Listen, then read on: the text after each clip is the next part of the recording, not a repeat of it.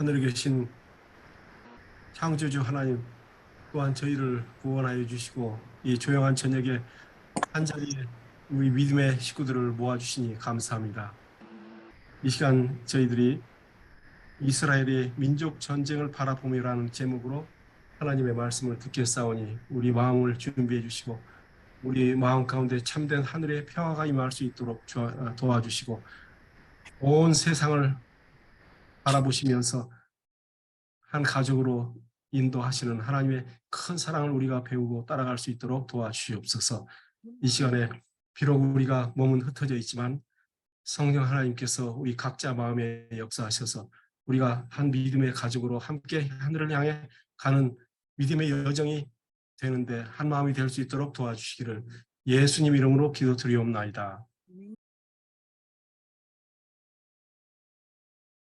이스라엘의 민족 전쟁을 바라보며라는 제목을 가지고 오늘 말씀을 나누기를 원합니다. 아직도 우크라이나의 전쟁이 끝나지 않은 상황 속에서 오늘은 그 타민족과의 전쟁이 아니라 같은 동족끼리 있던 그 이스라엘 민족 사이에 있었던 이 민족 전쟁을 바라보면서 우리가 어떤 생각을 해야 할지를 한번 생각해 보는 시간을 가졌으면 좋겠습니다. 우리 한국에도 같은 동족끼리 싸운 민족 전쟁이 있습니다. 우리 이 민족 경험이 있지요. 우리가 지금은 휴전 중이기 때문에 이 민족 전쟁이 완전히 종결된 것은 아닙니다. 아직도 같은 동족이면서도 쉽게 오고 가지도 못하고 그리고 또 서로를 향해 곱지 않은 시선으로 쳐다보면서 또 때로는 비방하고 때로는 서로를 공격하는 일들이 우리의 삶 속에 비일비재로 등장하는 것을 볼 수가 있습니다.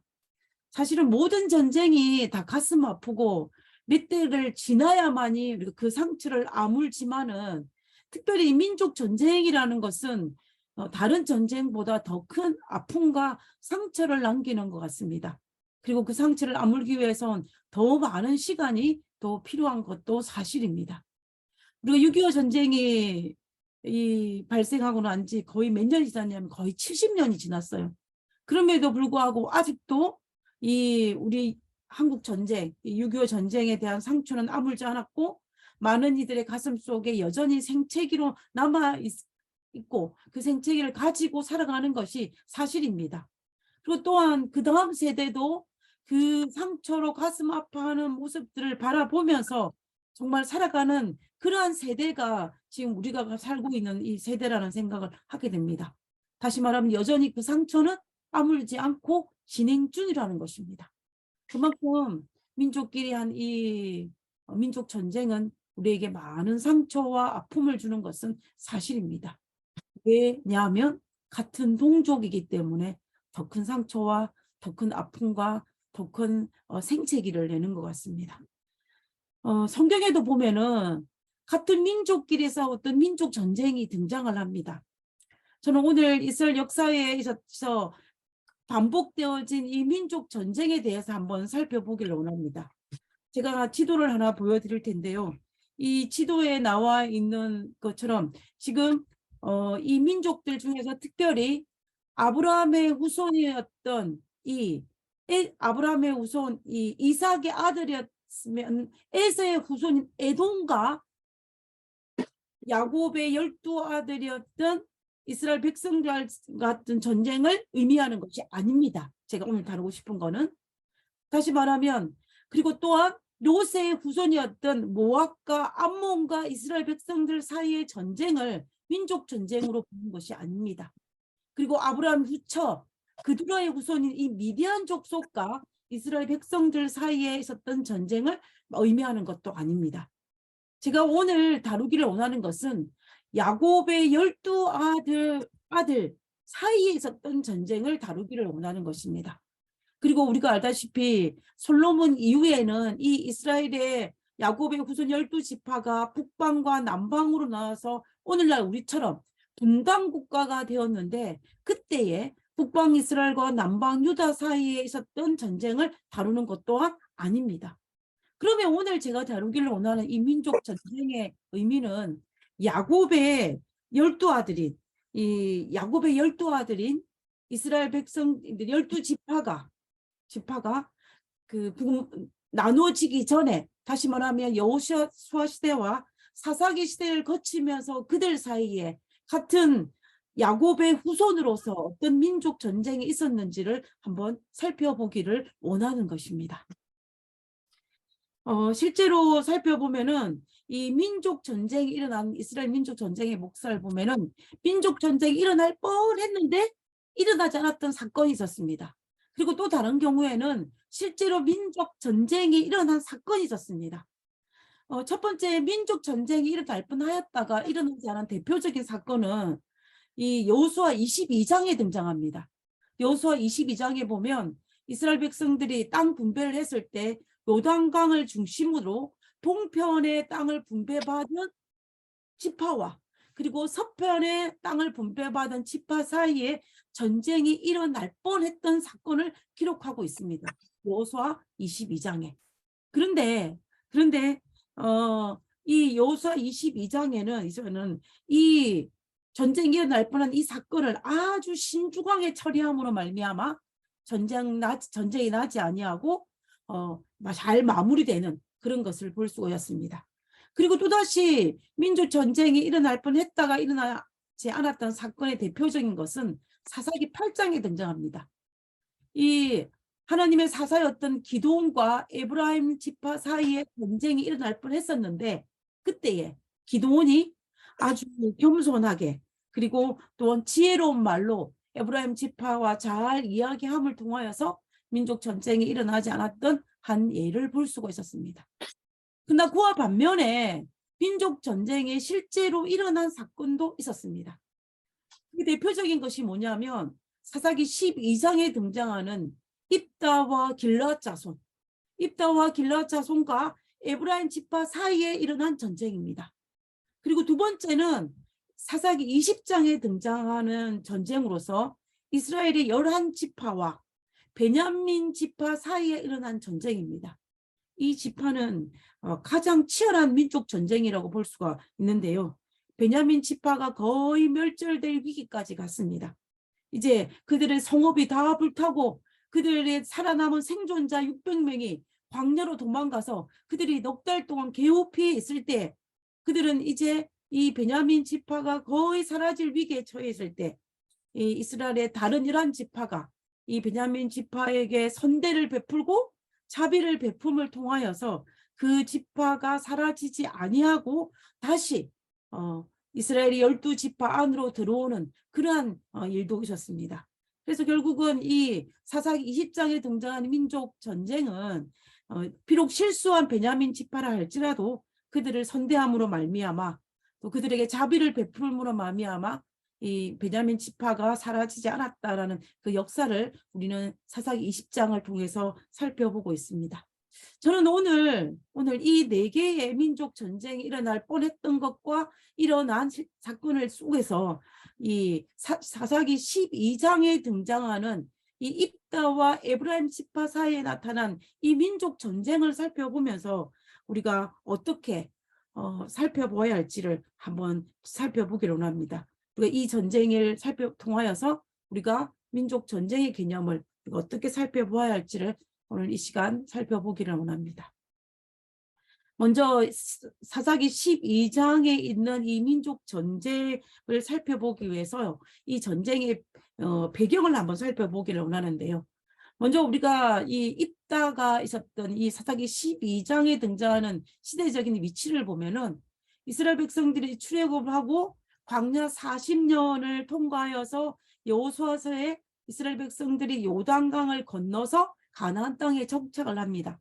그리고 여호수아가 살아있을 때에 이제 땅 분배가 다 끝나고 여호수아가 죽고 난 다음부터 시작하여서 이스라엘의 왕족 시대, 사울이 왕위로 등극하기 전까지의 시대를 사사시대라고 합니다. 사사시대라고 하는데 이 사사는 특별히 하나님으로부터 선택받은 사사가 이스라엘을 통치하는 그런 제도입니다. 그래서 사사는 두 가지 직분을 같이 겸직을 합니다. 하나는 왕의 직분이고 하나는 제사장의 직분입니다. 왕의 직분이란 것은 왕은 백성들을 재판하는 권한을 가지고 그리고 백성들을 대신하여서 전쟁에 나가는 역할을 맡았습니다. 그래서 사사는 백성들을 재판하기도 하고 그들을 대신하여 전쟁에 나가기도 하였습니다. 그리고 이 사사는 또 다른 하나의 다른 기능을 가졌는데 그 기능이 어떤 기능이냐면 제사장의 기능입니다. 제사장의 기능은 선지자의 기능입니다. 선지자의 기능은 어떤 기능이냐면은 선지자의 기능은 이 백성들의 문제를 가지고 하나님께 나아가는 역할을 하는 것이 바로 선지자였습니다. 그래서 이 역할을 하는 것을 이 사사가 맡았습니다. 이 사사를 통하여서 이제 여호수아가 죽고 난 다음에 사울이 등장할 때 대략적으로 350년 동안 사사 시대가 시작하는데요. 우리가 사사기에는 12명의 사사가 등장을 하고 그리고 사무엘상에 와서 엘리와 사무엘을 우리가 맨 마지막 선자로 봅니다. 사사로 봅니다. 그래서 14명의 사사로 이루어진 시대를 우리가 사사시대로 봅니다. 어떤 신학자들은 이 사사기에서 등장하는 이 바락을 사사로 보는 경우가 있습니다. 그리고 또 사무엘상에 보면은 이 사무엘의 아들을 사사라고 지칭한 성경절이 있습니다. 그래서 우리가 그들을 다 합치면 17명으로 사사로 볼 수 있기는 한데 우리가 대체적으로는 14명을 보는 경우가 많이 있습니다. 어찌되었든지 간에 이 사사 시대에 이 8번째로 활동한 사사가 누구냐면 바로 입다입니다. 입다. 자, 입다인데 입다는 사사시대에 어디 출신이냐면 이 므낫세 지파 출신입니다. 므낫세 지파 출신인데 이 입다가 어떤 사람이냐면 이 므낫세 지파의 길리앗 자손이라는 자손이 있었는데 그 자손이 기생 사이에 태어난 아들이 누구였냐면 바로 입다였습니다. 그런데 이제 우리가 성경을 읽어보면 이 길앗의 그 본처와 그의 아들들이 기생에게서 태어난 이 입다를 집에서 내쫓아 버렸습니다. 누구처럼요? 홍길동처럼 내쫓아 버렸습니다. 그래서 이 입다가 집에서 쫓겨나서 어디로 가냐면 이 북동쪽에 위치한 이 녹당이라는 곳에 거하면서 이 성경에는 잡류들과 함께 거했다라고 했습니다. 마치 홍길동과 거의 비슷한 것 같아요. 그래서 그런데 그렇게 하고 있을 때 어떤 일이 있었냐면 암몬 족속이 이스라엘을 쳐들어왔고 암몬 족속이 이스라엘을 괴롭히는 일들이 계속되었습니다. 그러자 이제 이스라엘이 공국에 처하게 되자 그때에 사사로 부름을 받은 사람이 누구냐면 바로 입다였습니다. 그래서 입다는 누구를 대신하여서 하나님께 선택받아서 이스라엘의 전체의 그 백성과 왕 대신하여서 암몬과의 전쟁을 치르는 일이 사사기 11장에 등장합니다. 사사기 11장에 보면 입다가 암몬과의 전쟁에서 대성을 거두었습니다. 대성을 거두고 난 이후에 등장하는 것이 바로 오늘 다룰 사사기 12장에 등장하는 에브라임 지파 사이의 어떤 문제, 민족 전쟁에 발발한 그 이야기를 다루고 있는 것을 볼 수가 있습니다. 이 사사기 12장에 등장하는 이 전쟁은 어떤 이 에브라임 민족에 대한 시기와 질투와 로 통하여서 이 에브라임 민족이 멸망의 위기까지 가게 되는 그 엄청난 결과를 가져온 이 민족 전쟁을 한번 살펴보기를 원합니다. 자, 그러면 이제 대성을 거두고 난 다음에 이 사사기 12장 1절에 어떤 사건이 발생하는지를 한번 살펴보도록 하겠습니다. 사사기 12장 1절입니다. 에브라임 사람들이 모여서 북쪽으로 가서 자, 이 말씀을 보기 전에 이 지도를 먼저 한번 보겠습니다.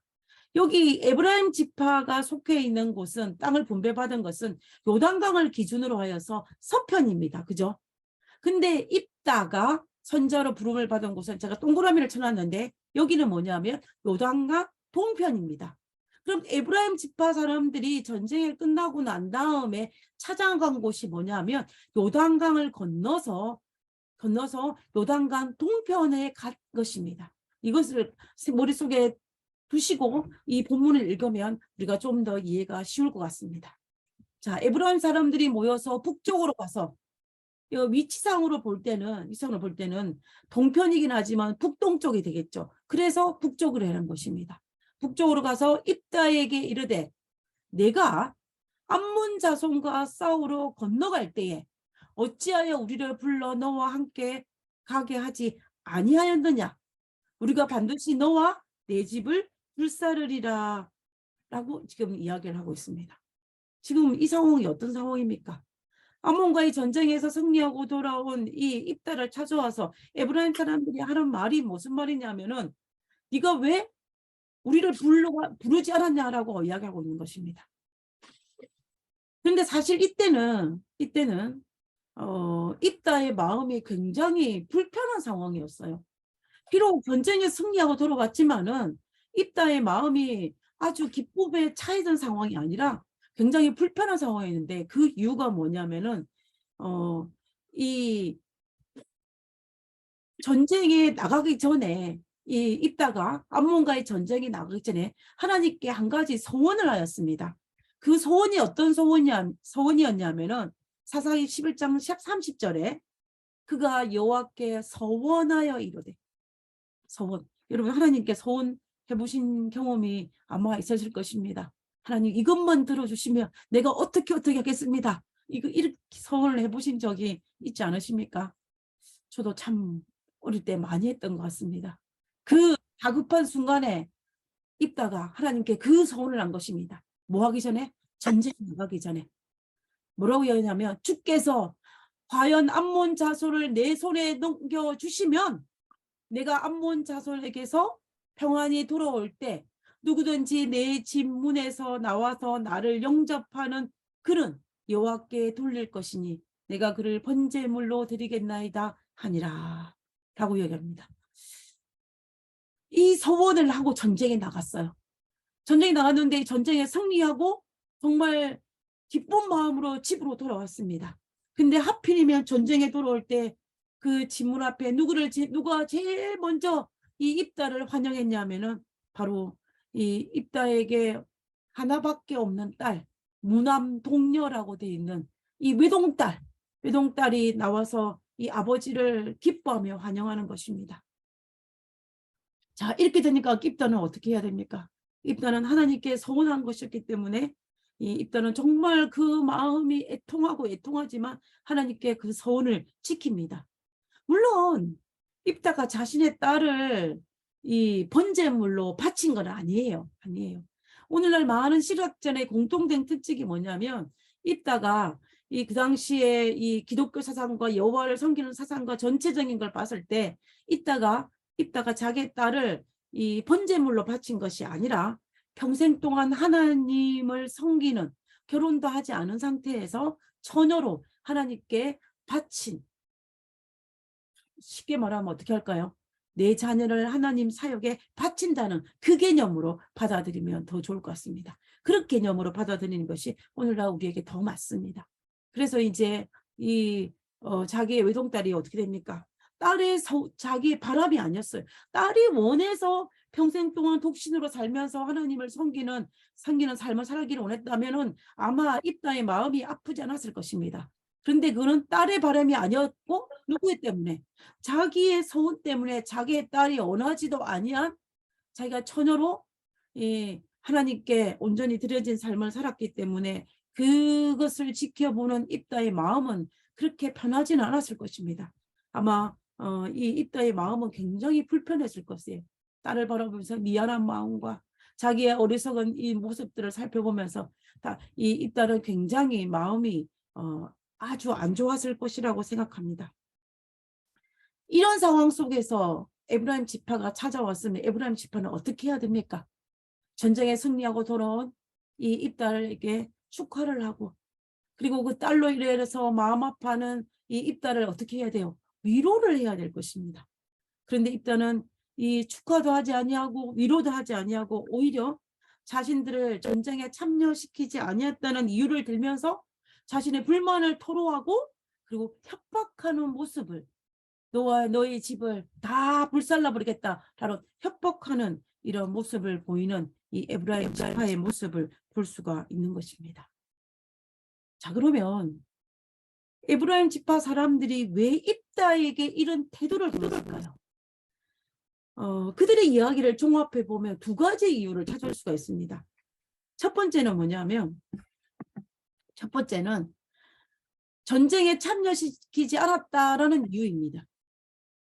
여기 사사기 12장 1절에 보면 어찌하여 우리를 불러 너와 함께 가게 하지 아니하였느냐라고 이야기합니다. 우리가 이 말을 가만히 들어보면 어때요?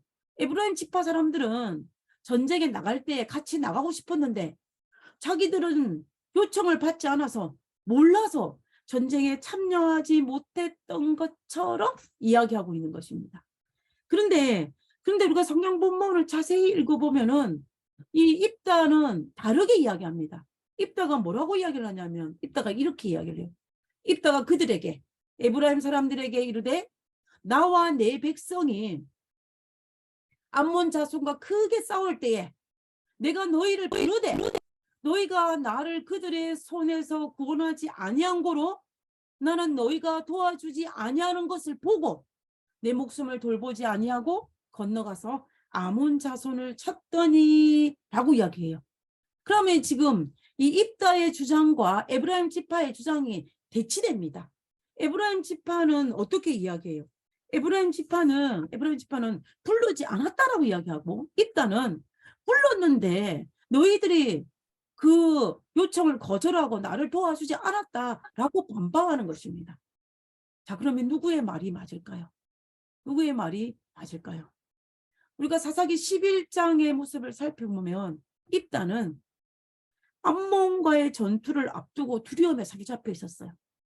우리가 그것을 어떻게 할 수가 있냐면 이 입다가 하나님 앞에 서운하는 모습을 보면 알 수가 있습니다.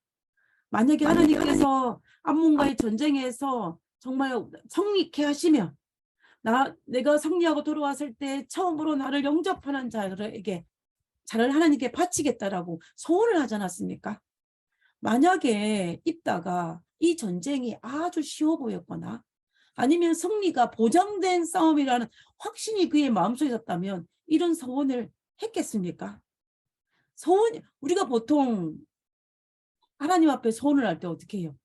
아주 갈급할 때, 그리고 하나님의 절대적인 개입 없다면 불가능해 보일 때 우리는 정말 궁구지책으로 어떻게 합니까? 하나님 앞에 소원을 합니다. 하나님, 이렇게 해주시면 제가 이렇게 하겠습니다 하고 이렇게 우리가 하지 않습니까? 지금 입다가 하나님 앞에 소원하는 걸 봤을 때, 이 입다가 암몬과의 전쟁에 나갔을 때 그 전쟁에 대한 두려움이 있었고, 그리고 정말 절박했다라는 것을 우리가 알 수가 있다는 것입니다. 그리고 두 번째 우리가 하나 알 수 있는 것은 뭐냐면, 이런 상황에서 입다가 다른 지파 사람들의 같은 이스라엘 민족에게 도움을 요청하지 않았겠습니까? 당연히 도움을 요청했을 것입니다.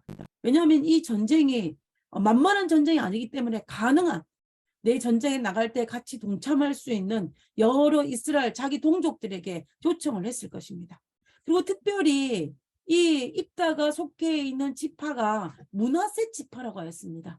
그러면 므낫세 지파와 가장 가까운 지파가 혈통을 따져가 보면 어느 지파냐면 에브라임 지파예요. 그거는 왜냐하면 우리가 이 에브라임과 므낫세가 올라가면 그의 부모가 누구냐면 요셉입니다. 야곱이 죽을 때에 장자의 권한을 누구에게 주냐면 첫째 아들인 루벤에게 주지 아니하고 요셉에게 줍니다. 그리고 요셉을 줄 때 우리가 구약의 성경을 보면은 장자에게는 재산의 몫의 2몫을 주게 돼 있어요. 그래서 야곱이 자기가 죽을 때 축복할 때에 요셉의 2 아들을 불러서 손을 머리 위에 얹고 그들에게 2몫의 축복을 하는 것을 볼 수가 있습니다. 그래서 이스라엘 백성들이 출애굽하여서 이제 지파를 형성할 때에 요셉의 지파는 2지파를 받게 돼요. 에브라임 지파와 므낫세 지파. 그렇기 때문에 이 므낫세 지파와 가장 가까운 지파는 누구냐면 당연히 에브라임 지파가 되는 것입니다. 그러니 입다 입장에서는 자기에게 가까운, 이 혈통적으로 가까운 이 에브라임 지파에게 도움을 요청한 것은 어쩌면 지극히 당연한 것일 것입니다. 그런데 누구가 입다가 그렇게 요청을 했음에도 불구하고 에브라임 지파 사람이 거절을 해야 하는데 지금 와서 그들이 찾아와서 거짓말을 하면서 이 입다를 협박하는 모습을 볼 수가 있다라는 것입니다. 이 에브라임 지파가 이런 거짓말을 하는 모습은 이 사사기 12장에만 등장하는 것이 아니고 사사기 18장에도 등장을 합니다. 사사기 8장에 등장하는데 사사기 8장에는 이 기드온 사사였던 기드온이 미디안과의 전쟁이 있었을 때에 전쟁에 승리하고 돌아왔을 때 그때에도 에브라임 지파 사람들이 찾아갑니다. 누구를? 기드온을. 그래가서 기드온에게 이렇게 이야기합니다. 사사기 8장 1절입니다. 에브라임 사람이 이르되 사람들이 기드온에게 이르되 내가 누구예요? 기드온이죠. 내가 미디안과 싸우러 갈 때 우리를 부르지 아니하였으니 지금 똑같죠? 사사기 12장 1절에 에브라임 지파 사람이 입다에게 한 말이나 사사기 8장에 이 에브라임 지파 사람들이 기드온에게 한 말이 똑같습니다. 똑같은 것을 여기서 볼 수가 있어요. 근데 이런 상황인데 이때도 보면은 기드온이 미디안과 전쟁을 나갈 때 이스라엘 12지파에게 도움을 요청을 했습니다. 근데 그때에도 에브라임 지파들은 응하지 않았어요. 왜냐하면 에브라임 지파 사람들이 보기에는 이 전쟁이 굉장히 위험할 것이라고 판단을 했습니다. 그래서 그 초청에 응하지 않았던 것입니다. 만약에 이 기드온이 입다가 초청을 하지 아니한다 할지라도 만약에 에브라임 지파 사람들이 이 이스라엘 민족에 대한 애국심이 강하였다면 그 자기 민족에 대한 어떤 애착심이 강하였다면은 요청을 받지 않아도 어떻게 해야 돼요? 전쟁에 동참해야 됩니다. 미디안과 전쟁에 나갈 때도 기드온이 요청하지 않아도 참여를 해야 되는데 기드온이 요청을 했음에도 불구하고 거절하였고 마찬가지로 사사기 12장에 암몬과의 전쟁하러 나갈 때도 그 입다의 요청을 받아들이지 아니하는 이 에브라임 지파의 모습을 볼 수가 있는 것입니다. 그런데 정작 어떻게 해요? 전쟁에 나와서 승리하고 돌아오니까 위험할 때는 모른 척했다가 이제 승리를 하고 돌아오니까 이 에브라임 지파 사람들이 찾아가서 큰 소리를 내면서 우리에게 왜 특별 대우 요청을 하지 않았냐라고 말하면서 시비를 걸고 있는 이 에브라임 지파 사람의 모습을 볼 수가 있는 것입니다. 그러니까 이 모습을 볼 때 이 에브라임 사람들은 어떤 캐릭터인 것 같아요? 수고할 때는 수고를 하지 않으면서 모형 갖고 싶어요. 공은 갖고 싶은 이들의 모습을 볼 수가 있는 것입니다. 힘든 일은 하고 싶진 않고 공정만 얻고 싶은 이 에브라임 지파의 모습들을 볼 수가 있어요. 그들의 시기심과 이기심과 교만심, 이런 어둠이 되고자 하는 이 교만심에 뭉쳐서 그가 정말 얼토당토 않게 싸움을 걸고 있는 이 에브라임 지파 사람들의 모습을 볼 수가 있습니다. 어쩌면 우리 주변에서 내가 생각하기에, 실제로는 아니지만 내가 생각하기에는 에브라임 사람들처럼 말만 앞세우는 사람 있는 것처럼 보일 수도 있어요. 그러나 그래서 개인적으로 볼 때, 내가 생각할 때 또 이 힘든 일에 동참도 하지 않으면서 왜 이렇게 했냐 저렇게 했냐라고 하면서 여러 가지 어떤 부정적인 이야기나 할 수도 있을지 모릅니다.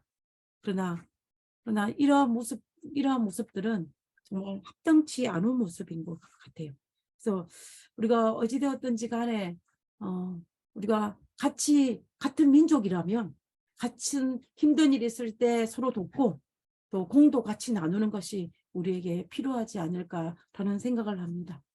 저는 우리 대한민국이 정말로 큰 대국들 사이에 중간에 끼어있어 어려운 일들이 많이 있었지만 그렇지만 나라를 지키는 이 애국자들에 의해서 정말 자기 목숨을 버린 그들에 의해서 이 나라가 우리 한국이 지금까지 유지된 것처럼 이스라엘 민족도 이런 에브라임 지파와 같은 사람이 있었지만 그럼에도 불구하고 자기 민족을 위해서 정말 헌신했던 사람들이 있었기 때문에 이스라엘이 구약의 역사에서 사라지지 아니하고 어쩌면 지금까지 왔는지도 모르겠습니다.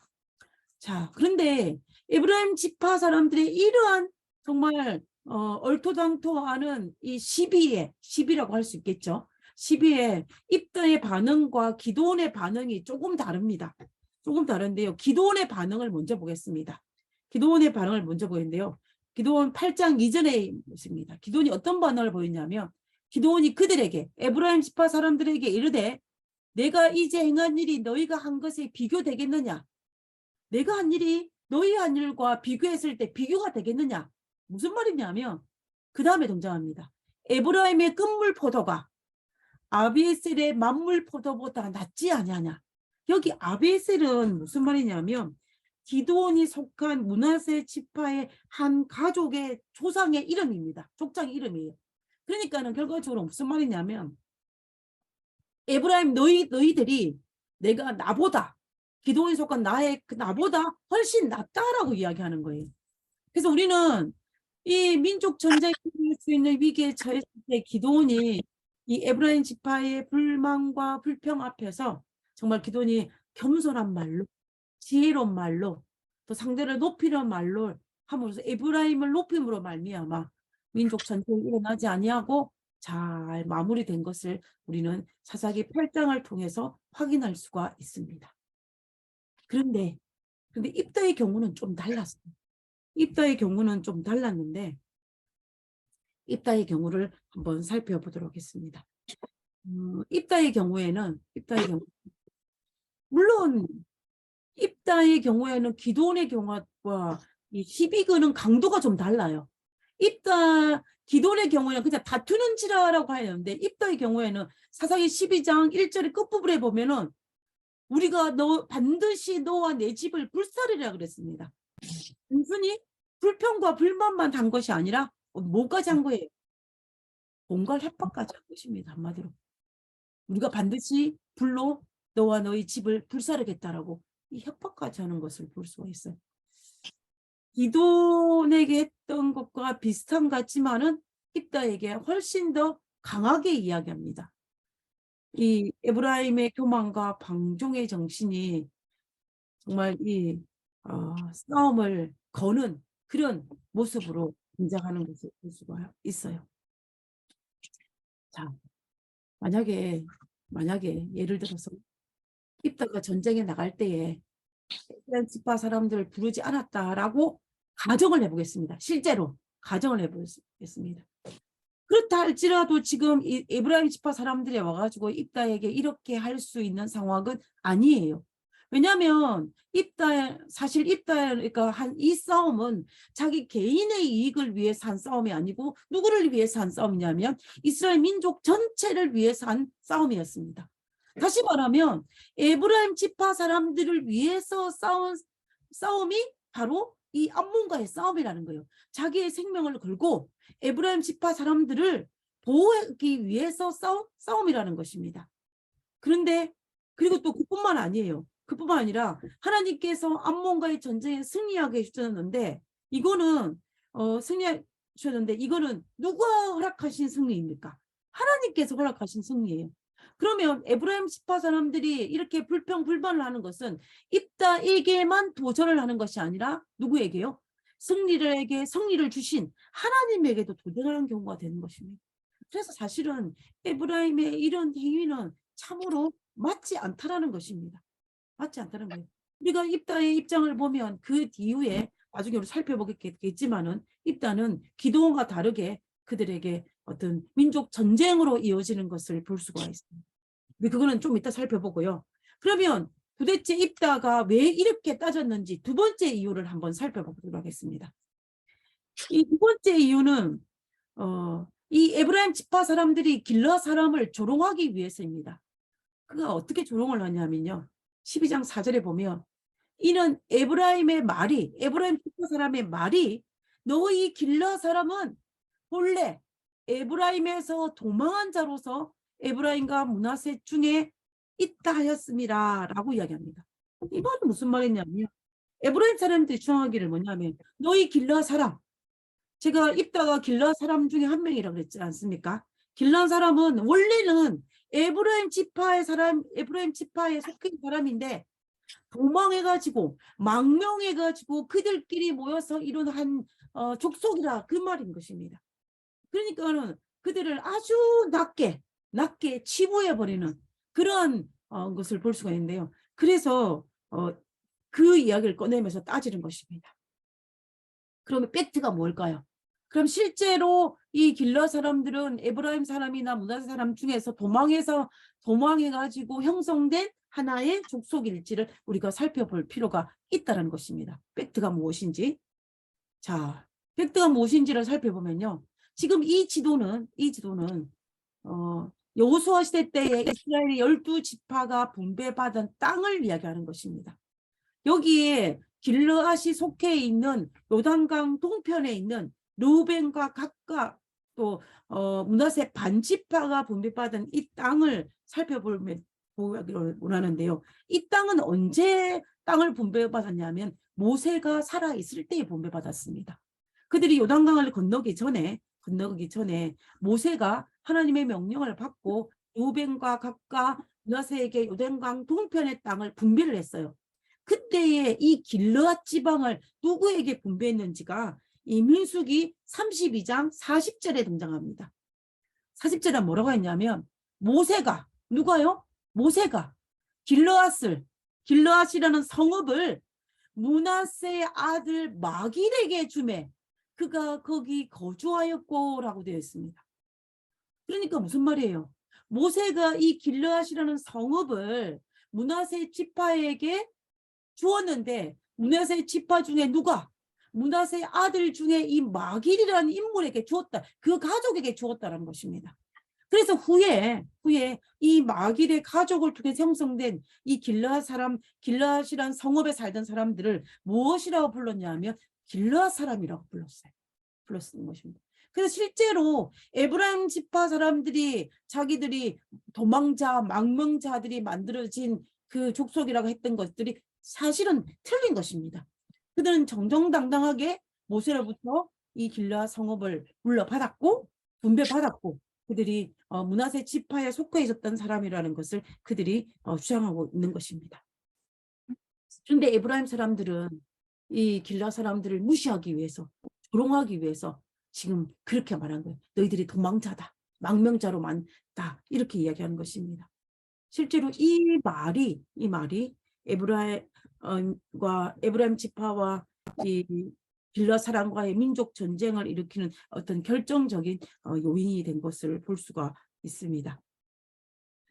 자, 거기에다가 어때요? 일단은 지금 마음의 상태가 어때요? 마음이 모든 걸 다 품어줄 수 있는 여유로운 상황이 아니에요. 자기 딸로 인하여 마음이 굉장히 상해 있는 상황이었습니다.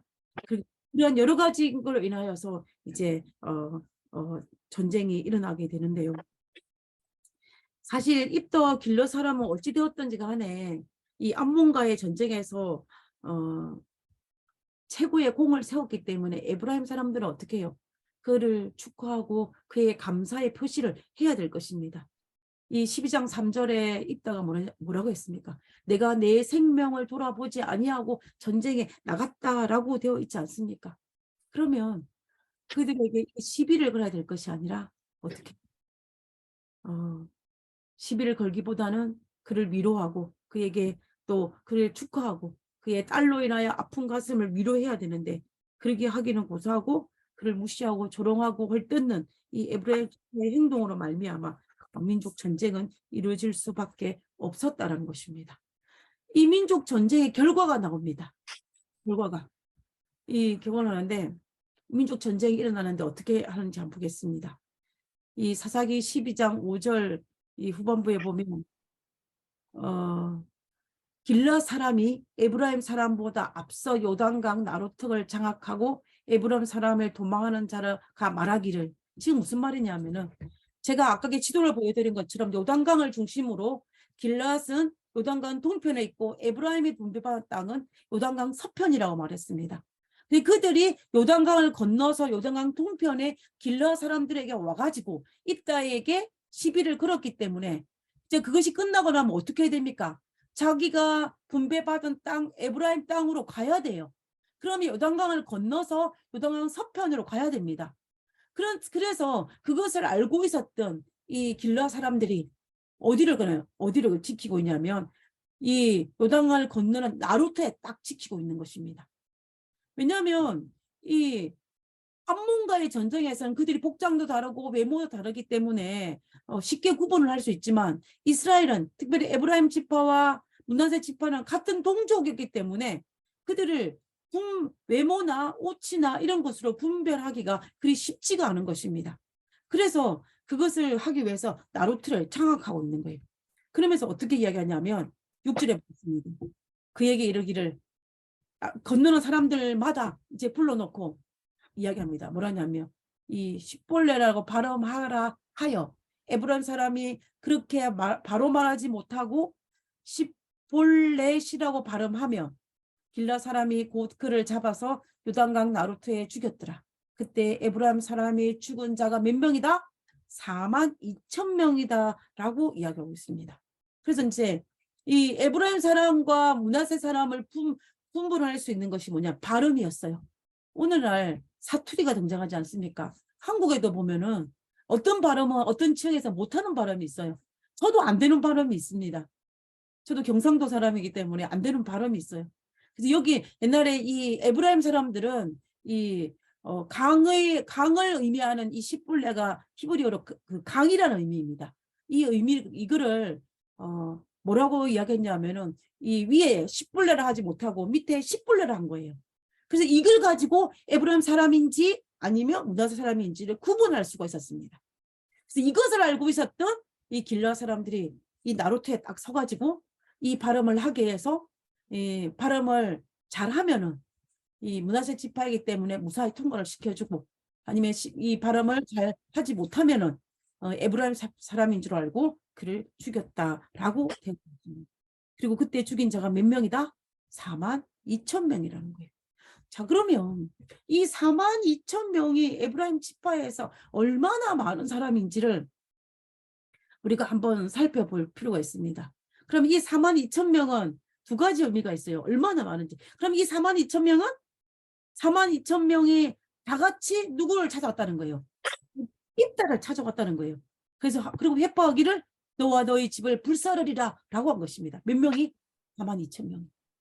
근데 이 42,000명이 에브라임 지파에게 얼마나 많은 사람인지를 우리가 어느 정도 알 수 있는 성경 구절이 하나 있습니다. 그거는 뭐냐면 이스라엘 백성들이 이제 가나안 땅에 들어가기 전에 민수기 26장에서 인구조사를 하는데 이스라엘의 12지파가 인구조사를 하는데 그때 에브라임 지파가 몇 명이 나오냐면은 민수기 26장 37절에 이는 에브라임 자손의 종족들이니 계수된 자가 몇 명이라? 32,500명이라 그랬습니다. 32,500명이에요. 물론 이 계수된 사람들은 누구예요? 장정 남자들입니다. 여기에다가 어른들과 아이들과 부여자들은 빠진 인구예요. 그렇지만은 그들이 이제 가나안 땅에 들어와서 성장하면서 그들의 인구가 얼마나 불었는지 알 수 없지만 이 전쟁에 참여한 자가 42,000명이었는데 이들이 죽은 것입니다. 이들이 죽임을 당한 거예요.